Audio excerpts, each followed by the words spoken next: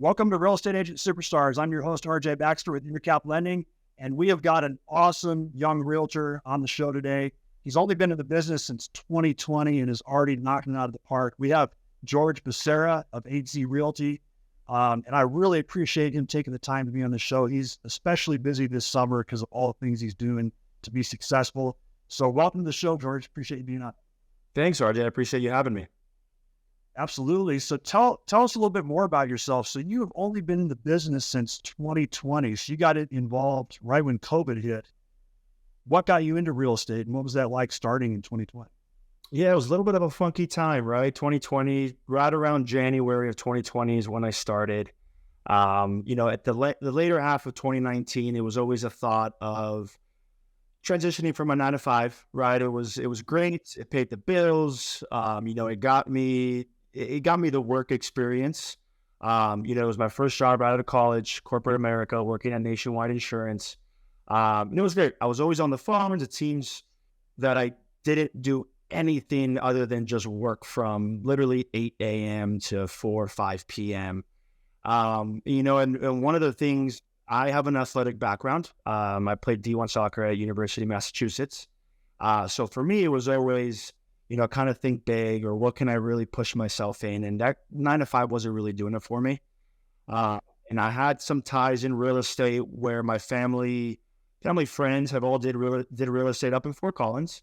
So it was something that I saw them, succeed, looked up to them. And sure enough, it was one of those things where after really having conversations with them, it really seemed to hit everything that I was looking for in terms of, the financial piece is great, but also the flexibility and the freedom that can come with real estate. January 2020, it seemed like everything was great. And then, 2-3 months later, the world shut down. So it was one of those where it was like, oh my goodness, did I make the right decision? What's going to happen? I think in hindsight, it was probably the best thing that could have happened for me. It was really, all right, I'm up against the wall. This is going to have to work, and I had to figure it out, and it was sink or swim. And sure enough, figured it out. Haven't looked back since. And I'm very grateful for COVID, which kind of sounds a little weird to say. We've seen kind of what has happened. But yeah, I think the world shutting down and really having my back up against the wall really, really helped me be where I am today. Man, I can only imagine what that must have been like. I mean, you're just kind of getting your feet wet and starting to learn the business, and then COVID hit. How did you adapt so quickly? What the kinds of things did you do when that happened? Yeah, I mean, pretty crazy, right? It was, hey, here's a new agent, not really knowing much, but you can't actually meet people in person or can't show homes in person. So it was like, all right, awesome. How can we sell homes without being in person? How did I adapt? I mean, it was really trying everything. At first it was a lot of cold calling, which I knew there wasn't really the way to do it. But at least it was just do something, figure that piece out, figure out what I don't like. That really is what I took out of my first year of real estate. When I got into it, I gave myself 3 years, right? Again, being somewhat fresh out of college, I had a lot of friends that went the grad school route. They went to grad school for whatever they wanted to be, grad school, 2-3 years, typically. So I gave myself that little, hey, 2-3 years, this is your grad school years. You're going to learn as much as you can, not really focused on how many transactions are happening or how much money I'm making. I at that point was a single dude, only had to really take care of my rent. I didn't even have a car payment or a phone payment or any of that sort. So it was really just, my expenses were small. Really just being a sponge, having people in the office, asking them questions, really just being a student of the game. Again, me being an athletic, having that athletic background, that's one thing that I really loved about playing sports, was just being obsessed with learning and how I can always just get better every single day. And that transition, COVID really forced me to speed that up, right? Where maybe 2020 had COVID not happened, might look a little different because I would have had the time to really absorb all that information.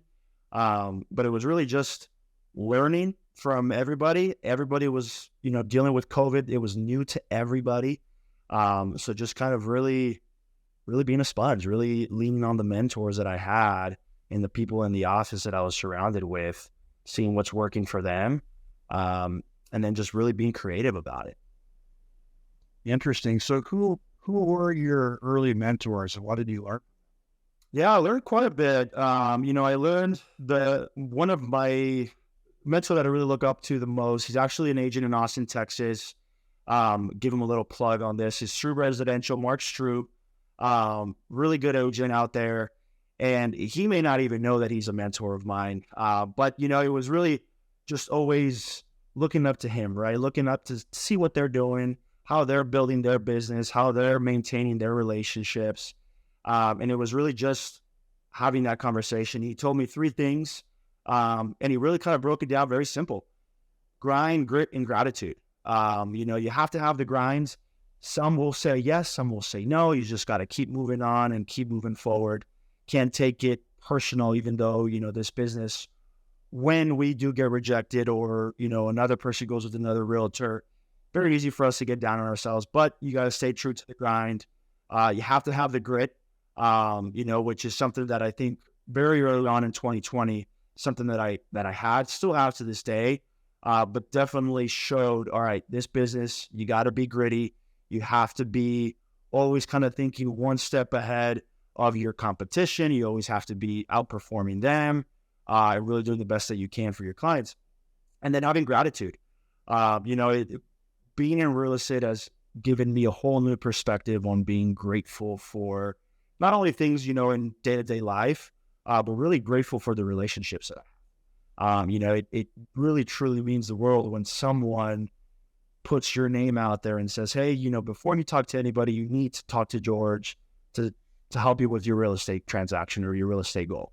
And being really, truly grateful for that, has changed my business for the better. So grind, grit, and gratitude, to break it down into 3 words, that really is something that my mentors taught me there. Nice. So how did the first 6 months or year look? Did you hit it out of the park right off the bat, or what could? First 6 months was, I had 1 transaction in my first 6 months. And when I first joined real estate, I was part of a team, and I wanted to be around other realtors, right? That's just something that I knew right from the get-go that I felt I had to do. Again, sports background, it was always team oriented. So independent agent where I am now was always the goal.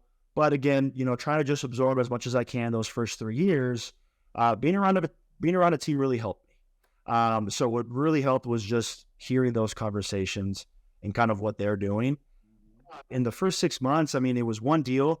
That wasn't even a deal that I personally generated. It was a deal that our team lead, when that's another value point that I found from a team very early on, is sometimes the team leaders are a little too busy to deal with their business that's coming in. And he gave me that lead, if you will. And that really helped me at least have something in the bank. Right. 1 transaction, great. And then from there, I took a course called Ninja Selling, which really, is something. I'm in Denver. Fort Collins is kind of the mecca of ninja selling. I'm not sure if you're familiar or have heard, but it's something that really, after that, really changed my business. The latter half, the next 6 months, closed 9 deals, just by using those principles. So it was really just time on tasks, hanging in there, having the grit and the grind, to get through, the first 6 months.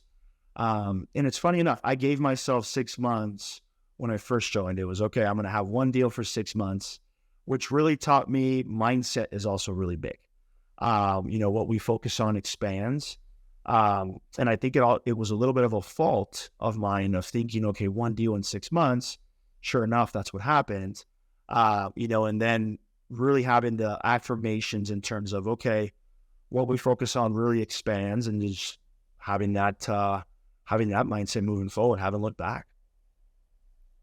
How did your sports background parallel with your real estate journey? Because I can see a lot of, that grit, that grind, the mindset, these kinds of things. How much of that translated from your sports background? I don't even say it was everything. It from the grind and the grit for sure.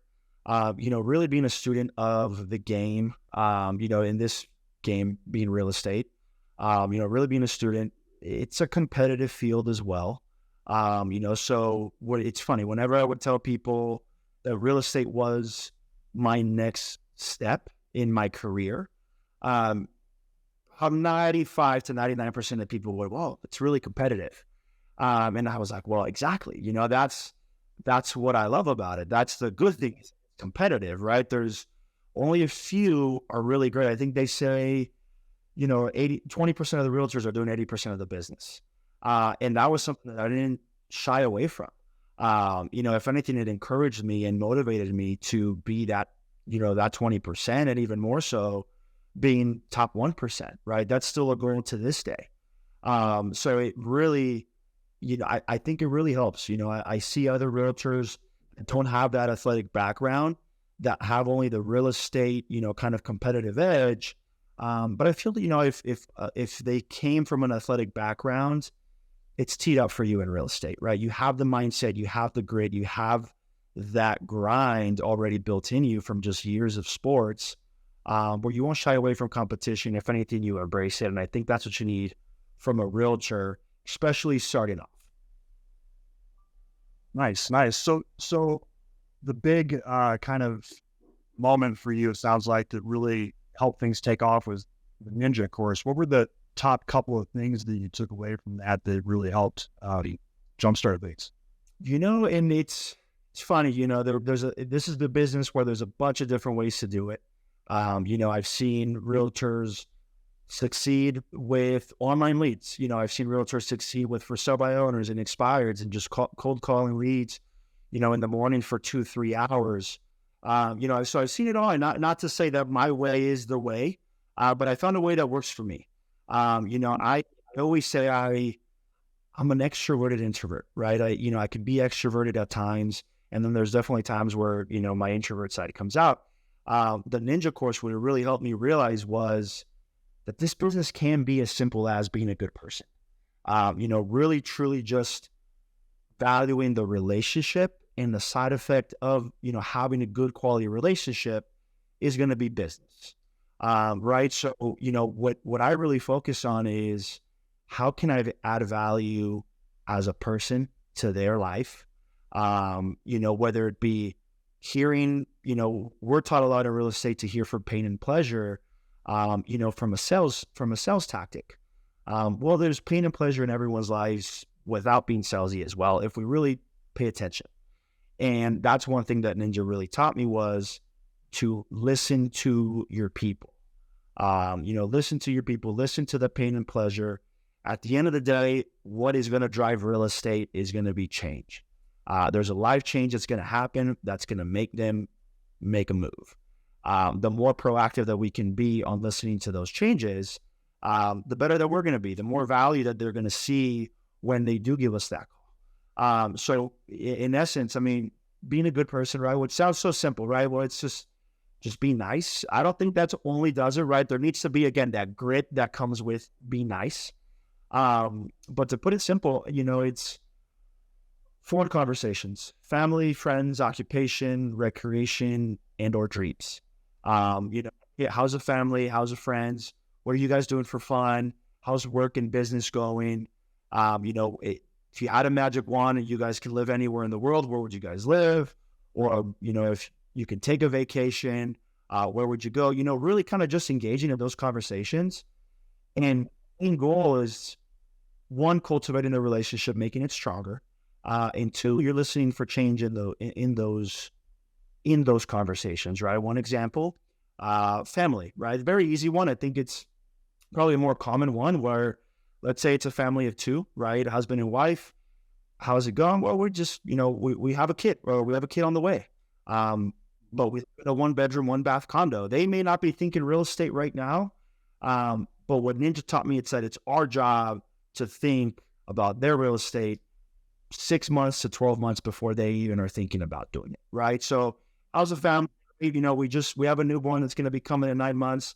Awesome. How can we add value in those next 9 months to really help them show them that, you guys might need more space, right? It might make sense to move, to upgrade, and here's how you can do it without having to really be too super salesy, right? And that's one thing that I think Ninja taught me, is to really just be a friend, really be a helping hand. And when it does come time to be real estate, be a professional. We need to be a master at our craft. We can't being a good friend isn't going to get them to the finish line. You have to be a real estate professional as well and know exactly what they need. And even more so if it's a first-time home buyer or a first-time home seller. So that, along with being a good person, I think has really helped me have quality relationships, which in essence turns into business, and ultimately the main reason why I got into real estate. Yeah, I think that's such an important point, that FORD acronym, just really getting to know people, listening to them. I think that if people get too hung up on being a salesperson, quote unquote, it can be detrimental, actually, because people pick up on that. People want to be listened to. They want to have people that understand their concerns, listen to their questions. They get to know them, and I think that's a great takeaway from that. So you started approaching the business in that way, and then fast forward to now, and how has your business transformed over that time? Where are you now with it? Yeah, I would say I'm still growing. I'm nowhere.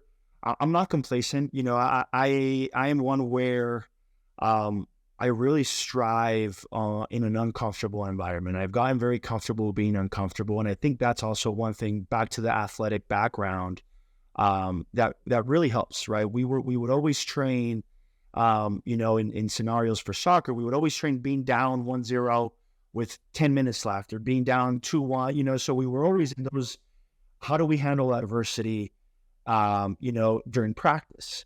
And, when it comes time to play the game, it's not the first time that we're overcoming that adversity, right? And I think that translates very well to where I am today is, yes, there's business. Yes, I definitely have hit my goals in terms of what I saw for myself 3 years ago. But now it's a whole new 3 years, right? It's a whole new goal. It's a whole new mindset. It's a whole new shift where, all right, you've done this. No longer can it go underneath this. Now this is the new bar, right? So how it's helped, I think it's helped me really just keep striving to do more, be better for my clients, my relationships, my significant other. It really has helped me in just life itself. I think one thing that I've learned by being a realtor is that the quality of our life is and can really fall back on the quality of our relationships. And having great relationships, whether it leads to business or not, is definitely fulfilling for me. When I'm on my deathbed, looking back, I'm going to be very happy that I really, really poured into my relationships on the people that I knew, instead of strangers, right? Rather than strangers and trying to sell myself to those strangers, is really just, I want to be remembered as a really good friend, a really good person, leaving my circle a little bit better than how I found it. And that's something that, I'm going to keep working on and keep doing. And I have this thought where, it's going to compound, right? It's at some point it's going to turn over and it's going to be really, really beneficial. But yeah, it's just not stopping those fourth conversations and interacting with as many people as I can, and really being intentional about it. Man, that's so on point, because, it's like the old adage of, doing something you love and it's like you're never working. Yeah. Thing. There's no one that's on their deathbed and they're thinking to themselves, man, I wish I would have called more cold internet leads. Right. right? Something like that. There, you think back about your relationships, just like you said, and to have that be a cornerstone of your business, I think is so key. That's really cool. So what are your goals? I mean, where do you hope to take this thing? What do you picture 5 years or 10 years out? Yeah, that's a great question. Right now, so I just recently transitioned from Keller Williams, where I was part of a team for the last 3 years, to 8Z Real Estate here in Denver, where now I'm an independent agent. So that was, 3 years ago, had you asked me that question, this was where I wanted to be. I wanted to take, again, that grad school years, absorb as much as I can, and then transition it into, building the business the way that I want to, right? So I would say the last 3 years, although if you, Google, or it looks like I had 3 years of experience, I would really say I had 1 year of experience 3 times, right? And that's one thing where my next 5 years, my goal is to actually have that true, I look back and say, no, I have 5 years of experience, right? And mainly because I've cultivated these relationships. So where I see myself in 5 years is still with 8Z. It's a great company where it's employee owned. We have an opportunity to be partner in the company, to have, some benefits in terms of 401k, a little bit of a salary, which helps with that 401k, and getting, kind of benefits for, health, dental, and those things.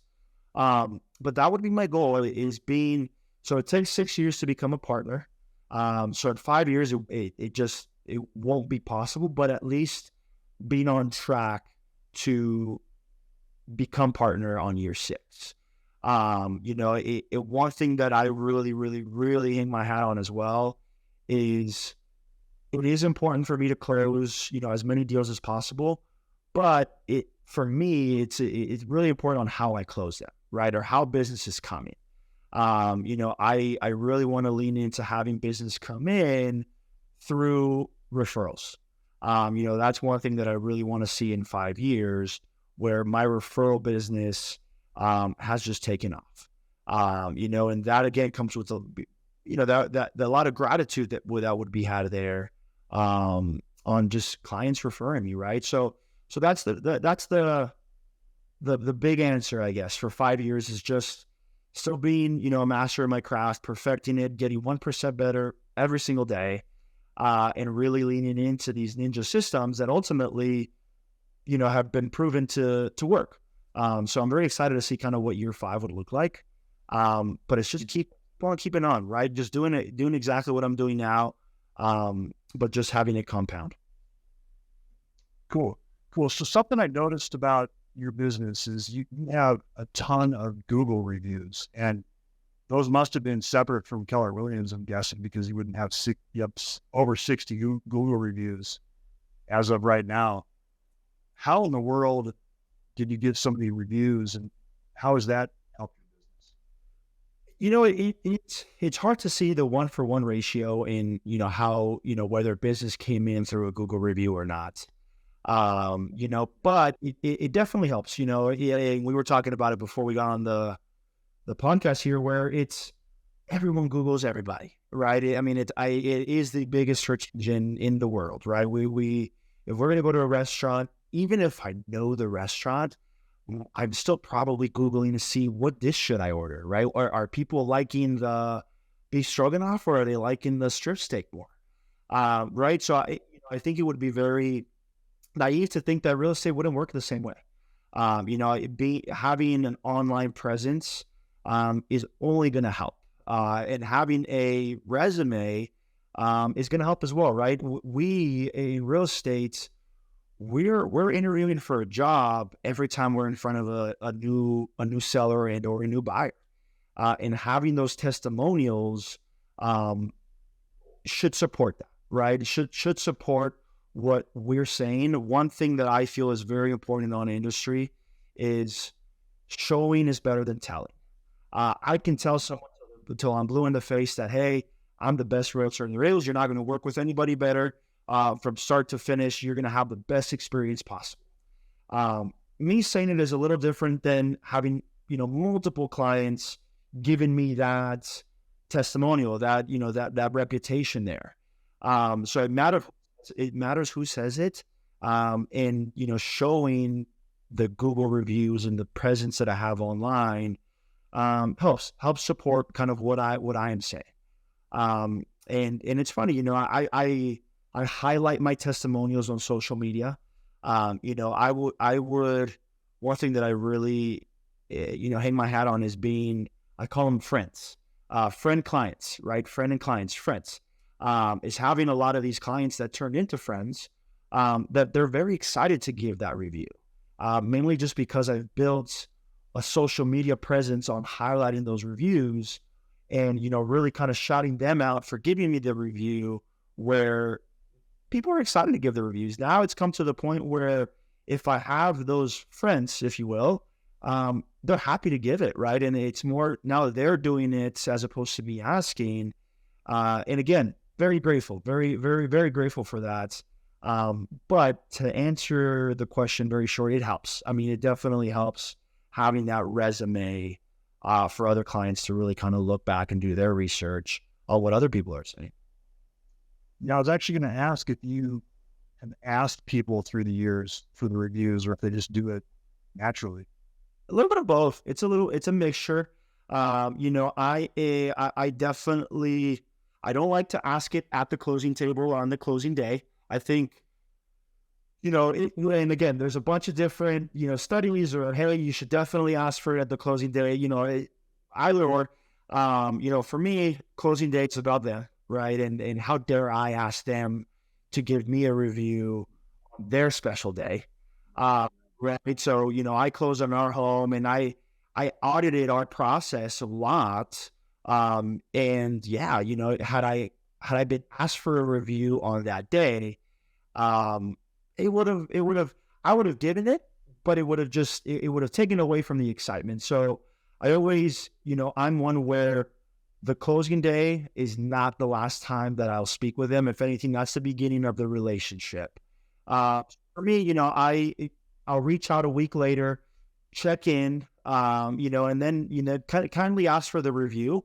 But what I have seen, and what my goal is, if I give A+ service, A++ service, they're happy to give it, right? So my goal is always to not ask for it, but just blow them away with service that I'm happy to give, right?